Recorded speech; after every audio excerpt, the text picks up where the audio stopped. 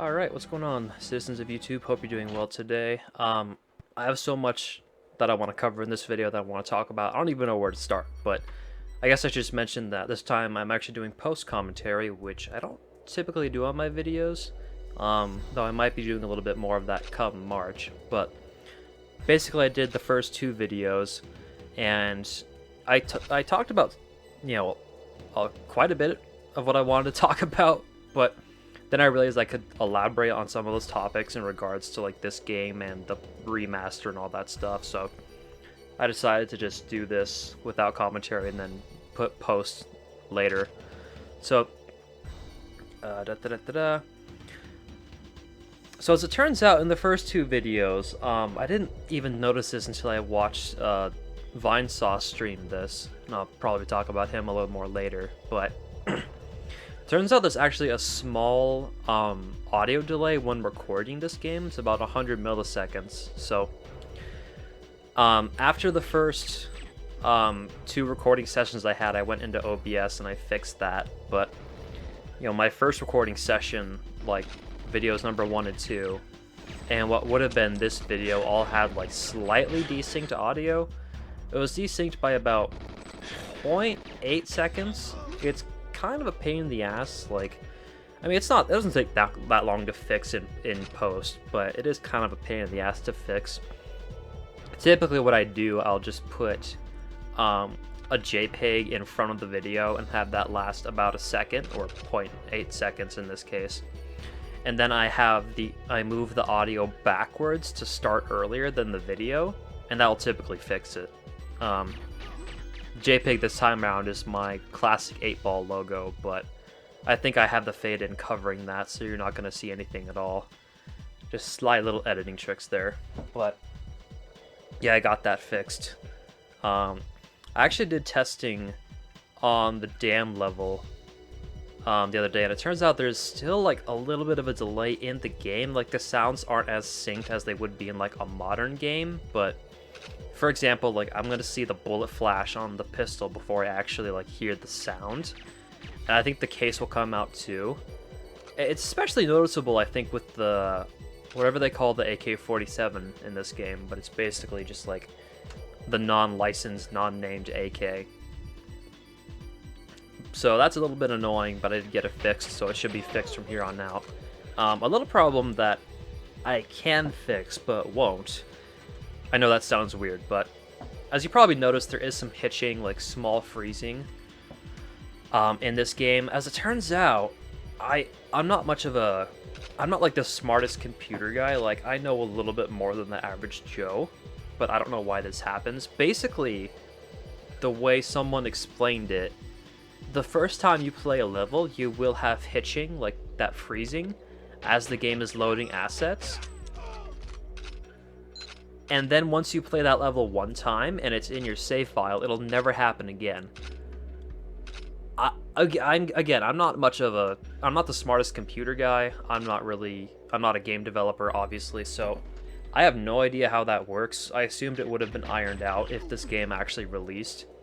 I don't know if a lot of betas and alphas are like that, but it's like, that's so weird, because I know that a computer's RAM will like memorize, recently loaded files, but like, I would assume if I don't play this game for like a long time, then it wouldn't have that in like recent files. But I don't know, I could just be talking nonsense at this point. Again, I don't know what I'm talking about, so I guess I could technically play this game through and through and then do like post commentary on it, or just commentate after having played it, but I kind of just want to re-experience this game again and not have to worry about that. I'll have to worry about the hitching, obviously, and there are a couple levels coming up where I didn't beat them on the first try, but I got pretty close, so therefore the hitching is not going to happen. This level I think I did beat the first time, that's why you saw a little bit of a freeze earlier, and maybe there's one later, I don't quite remember. But yeah, the point is, I don't really want to play through it, like, off recording, and I'm not sure I want to do all of my videos with post commentary like this. I'm not sure if the next one is going to have post or not. but we'll see. Still figuring that out. But the point is, even though I have played this game before, it has been a long time, and I do kind of want to re-experience it on camera, on recording, all that stuff. So that's that. Yeah, one of the other things I touched upon a little bit in my last videos. When I emulated the original game back in high school, I was playing it on old computers, but I don't think I mentioned how old. I was emulating this game in high school in the year 2010. As I learned a little bit later, the computers that we used in that animation class were from the year 2000, so the computers I was using to emulate this game, or the original game, they were only like 3 years newer than the actual game. And I mean, I guess it's not... There's probably a pretty big, power disparity between like the N64 and those high school computers. I don't quite remember what they were. They were like HP. They looked pretty generic, but that's whatever. So yeah, the computer's probably not as powerful as they could have been, especially in 2010, but I mean, the year 2000, like, given that they're used for animation, I'm sure they're probably a little more strong than a lot of computers out there, so I guess that's good. Like, if you bought PCs like today for your animation class in whatever school you work for, I assume they'd be pretty powerful because they have to render like a lot of stuff. I remember I would make like a grass texture. I think we used 3ds Maya. I'm pretty sure. I don't know if that's still around. I think it is. I don't really know how popular it is. But yeah, that's what we used. I remember I could make a lot of like simplistic shapes. I remember I would put grass in my scene though, and holy shit, once I zoomed out, the frame rate just tanked. It was like unusable basically. I think once your computers are 10 years old for an animation class, you should probably just replace them because you are kind of holding back your students' creativity, right? But then again, schools don't have money most of the time, so that's unfortunate. Yeah, that computer class. So back in high school, it wasn't really a computer lab, but it was just kind of like a classroom with a lot of computers in it. And I know you might be thinking, isn't that the same thing? Well, kind of. I kind of think of a computer lab as like a room that's not really like the domain of a particular teacher. I think of a computer lab as like a room where like any teacher and class can go when they need it, but this one particular classroom was the property of Mr. Smith, a name so generic I'm not even worried about you looking it up. But so yeah, Mr. Smith, he was kind of a nerd. He's a pretty nice guy. And basically because, his class was full of computers, the nerds would be in there during lunch, nerds like myself, and those other nerds kind of got me into emulating games, like GoldenEye. I don't know if GoldenEye was the one that I played the most. I know I played mostly N64 games and like some SNES, and I think they ran pretty well. I mean, GoldenEye never really ran well. The frame rate of that game is pretty much dog shit, like no matter what platform you're playing it on. Maybe there's some like fan patches or whatever for the game that'll make it run a bit better. But yeah, GoldenEye is like notoriously a badly performing game. Like, it looked pretty good for the time. I think 97 was the year that Quake 2 came out. Maybe Quake 2 looked a bit better than this, but yeah, for 97 on a console, like, it was pretty impressive, like, visuals and stuff like that. I'm not really sure what I had to blow up in this level, by the way, so if I'm just, like, blowing up random shit and going weird places, that's why. I wasn't completely positive of my objectives. I also forgot there was, like, a, you know, like noob tube rocket launcher in this game. I completely forgot about that. Not that I'm complaining, though. Yeah, I remember I played a lot of Mario 64 because that, you know, is my favorite game of all time. I played Ocarina of Time, and then I think I beat it for the first time on my 3DS, like a year later or so. Played a bit of F-Zero, maybe a little bit of Smash Brothers, but like, that's a fighting game on mouse and keyboard, which wasn't really the best. Then again, I played, you know, a shooting game with only a keyboard, so it's like, it was bad, but when that's all you know how to do, or when that's all you have to work with, it's like, you'll get used to it, you know? Like, I don't really remember struggling with the controls very much, and it definitely helped that, that this game has like an auto-aim system. I don't think I ever played Perfect Dark, amazingly enough. Like, I probably could have. I think that was available on the emulator. But I don't think I ever played Perfect Dark. I played like a little bit of it at a friend's house like years later, but I couldn't even pass the first level. Like, I couldn't get out of like Dark's, like, I don't know, training facility, or like the first level of wherever she works. I couldn't even get out of that. Like, I just got lost. I think there was like a garage in there that I was supposed to exit out of, but I couldn't really figure it out. Yeah, we emulated games. They got me into like those emulators. Also Minecraft. Oh my god, Minecraft was just blowing up at the time, and I didn't even have like an account yet, so I would just download the free trial version every single day, because the computers, oh, there's another hitch. The computers, like, the profile would reset every time, which is pretty common if you're in like a school environment or college or whatever, because they don't want you downloading like, you know, stupid stuff on there and just clogging up, you know, the memory and all that shit. But yeah, I think like almost, unless I was carrying emulators on my USB, I would just download the trial version of Minecraft and screw around with that. That was just a magical time when Minecraft was blowing up. That was great. So I was doing that. I was doing the emulators. I was also doing a little bit of Happy Wheels. That was pretty big back in like 2010 or 11. But one time Mr. Smith had a nightmare that was very Happy Wheels-esque, so he was like, hey, I had a nightmare last night that was very violent, and I was stuck on a wheelchair getting torn up by blades.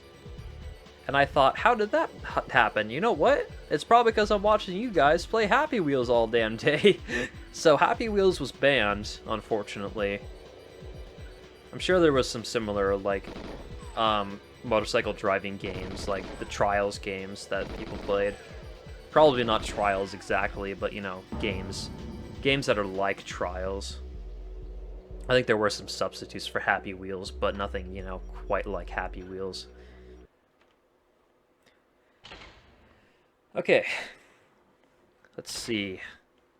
What are my other topics? Okay, this level you're about to see here, the bunker, this is like... This actually took me, I don't know, a good 40 minutes or so to actually beat. Because I thought... I don't know if the character is technically Boris, or if they just reused the character model. I don't know if Boris comes in the game later. I just don't remember, but the guy called Programmer in this level, I thought it was like a requirement to beat the level that you had to get him to disable the security. I assume it probably is on 00, but I didn't realize until later on that I didn't actually need him. So I just wasted like a lot of time trying to get him to turn off the security because I thought it was one of the objectives. Eventually I give up, and you'll see that later, and I learned that I don't actually need him. But yeah, this clip is going to be a little bit of a hot mess. Not like the hottest of messes, but yeah, it was a bit of a struggle. Okay, other topic. Oh yeah, I actually had to download WinRAR to get this thing emulated. Xenia was able to uncompress itself, or unzip. What's the technical word for it? Yeah, I think Xenia was able to like uncompile itself. I think that's the right phrase. But the GoldenEye folder wasn't. I think it's called like Bean or whatever. So I actually had to like download WinRAR for that. They said it was like a 40-day trial or something like that, maybe 30 days. But then it said there's like, hey, there's a sale where it's gonna be, you know, $20 for right now instead of 30. This is not free software. And I'm like, right. It just so happens to be on sale when I download it for the quote-unquote first time. I actually did download WinRAR a couple years ago when El Duito, like the Halo 3 multiplayer, was up and running. I normally don't download a lot of like mods or like external programs or emulators to my computer, but I have made a couple of exceptions, like this game, obviously, the Xenia emulator, and I did back then for Halo 3. That was my first experience with Halo 3, by the way. It was just multiplayer, in case you don't know what El Duito is, but yeah, it's Halo 3 multiplayer. And they just so happened to announce the Halo collection coming to PC, like, about a year after El Duito came out, so I don't know if El Duito is completely to thank for the Master Chief collection being on PC, but I'm sure it helped. I like emulators a lot, but the reason I don't download them a lot these days, back in the old day, it wasn't really my computer that I was using it on. It was like my family's computer and like school computers that I used those emulators on. But I normally don't download a lot of that stuff just because I don't know the security involved in it. Like, I think most pirating game sites have just like malware that's looking for passwords and credit cards and stuff like that. There are some sources more trustable than others, and it seems like Xenia is okay. I'm not positive. Don't get me wrong, I'm not positive, but I think Xenia is okay. I checked it with Windows Defender, I looked on Reddit and whatnot. It seems like it's okay, but you know, don't take my word for it. I'd probably do my own research if I were you, instead of listening to some dumbass YouTuber. Alright, what is the next topic? Oh yeah, god, there was like, I think, I know I have the article bookmarked, so let me just take a look at that. Here we go. So, a few days after this thing leaked, it was basically confirmed that this remaster was canceled because of somebody at Nintendo, and the game was like almost finished. It was super close to finished. Let me see who they were talking to. Former developers on the remaster, Ross Burry. That's a cool ass name, Rossbury. Technically Ross, first name Ross, second name Burry. But like, you could just say it Rossbury and it sounds pretty cool. And Mark Edmonds. So I think these guys worked at Rare around like 2006, 2007.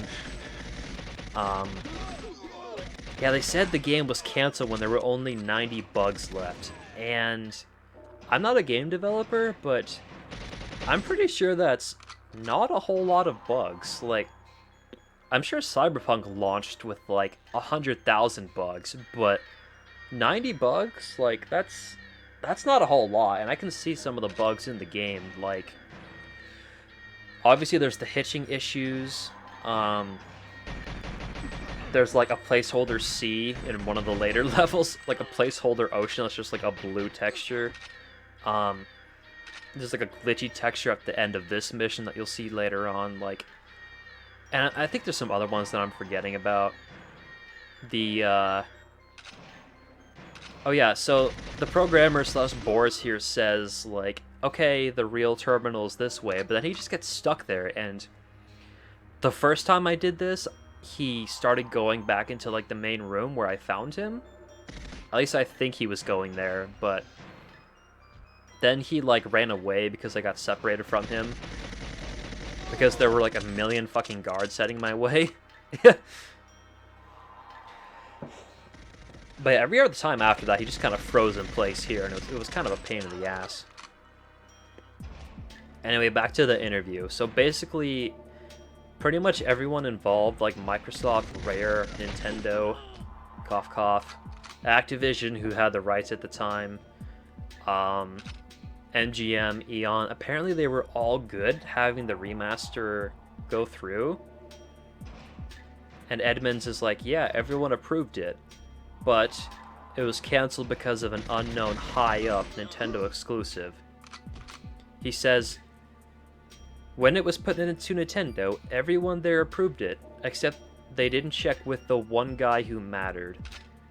That's a really fucking ominous line.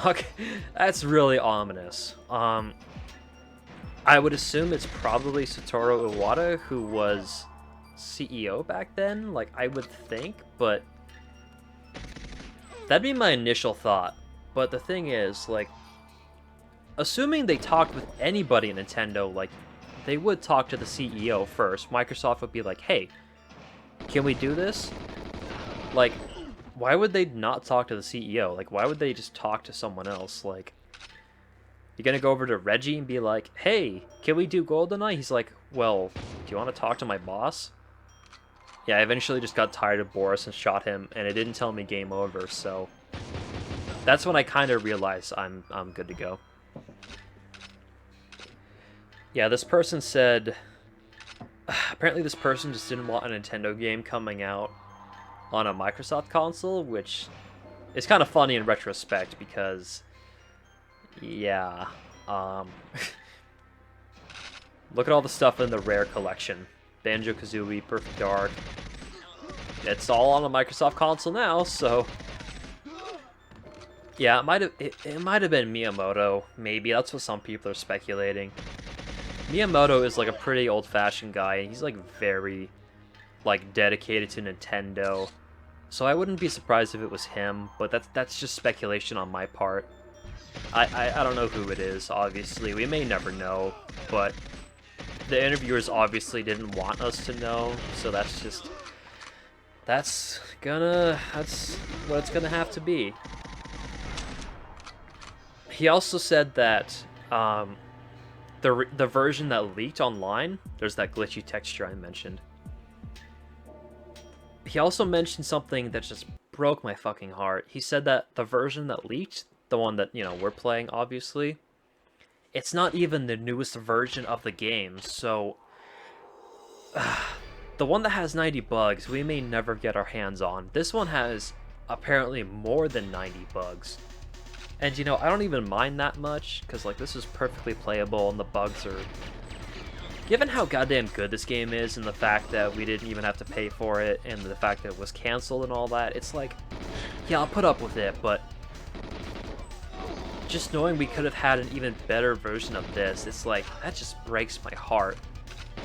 I wish I didn't even know that, but, like, that's just how it is, whatever. Sometimes with knowledge comes pain. Sometimes there's power. But sometimes there is pain. And this is just pain. Knowing we could have had like an even less buggy version than this. Again, pretty good version. Not a whole lot to complain about, but yeah. And I think that is all the news they had for us. So let me go back to the list of stuff I have to chat about. Oh yeah, so in order to hopefully avoid copyright strikes, what I've been doing with these uploads, as you probably know, I haven't even been naming them like GoldenEye, I just call them That Game of Unknown Legality because I thought it was kind of funny. I didn't even put GoldenEye in the, like, what do you call the part of the YouTube uploader where it's like, the tags? Yeah, I think it's the tags. Where you just put like all the information about whatever game you're playing. Like, I didn't select the game as GoldenEye. I didn't even put the word GoldenEye in like the description or the title or any of that. Because I am a little bit worried about copyright strikes, but fortunately there are some larger YouTubers like much larger than me who did either videos or streams of this game, and I think they're still up and they've been fine so far. Like, I haven't checked their Twitters to see if they've said, like, hey, I got a claim on this, but I would assume if Microsoft... Anyway, I should elaborate on that. I think if anyone could copy strike this, it would probably be either Microsoft or MGM. Microsoft because this is technically their project, and MGM because, you know, they own the Bond license, and this is a Bond, you know, property. I don't know if Nintendo could do anything about this. I know for almost a fact that as Activision could not because they don't own the license anymore. But I could be wrong about that. I just really doubt it. I'm gonna take a drink of water.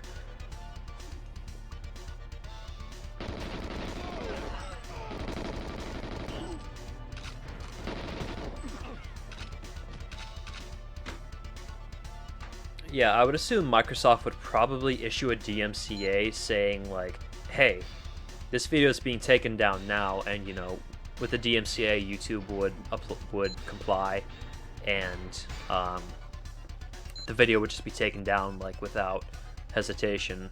And I don't think that's happened. I've seen the 3 biggest, like, YouTubers or content creators I can think of who have made content on this: Digital Foundry, Vinesauce, and Matt McMuscles. The first 2 streamed the game. The prior made a video. Then there's the guy who leaked, like, the whole playthrough of the game in the first place. His video is still up. I don't remember his name, but his video is still up. And yeah, all of their content is still up there. Vinesauce even said, like, hey, Microsoft, if you want me to take it down, I will.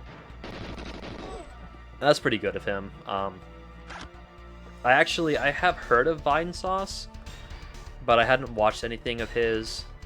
Well, I think it's more than one person, but I watched, I think his name was Vinny, stream the game. Yeah, trying to find content for this game. I'm actually kind of disappointed that more people aren't making videos, but maybe they're hiding it like I am, or they're just not interested in making videos, I don't know, but I think I totally lost my train of thought there, I'm sorry. My point is, I've been watching, like, different influencers than I normally would because I really want to see some, like, content on this game, because when I get really into a game, I want to see people either make videos or, like, stream it or whatever, so... Digital Foundry I watch pretty often. Matt McMuscles I watch occasionally. Vinesauce I haven't watched any of their stuff, but I did watch the guy named Vinny. Again, I think there's more people in Vinesauce, but yeah, I watched Vinny's, like, stream archive of that. Pretty enjoyable. I would recommend him for some casual, enjoyable streams.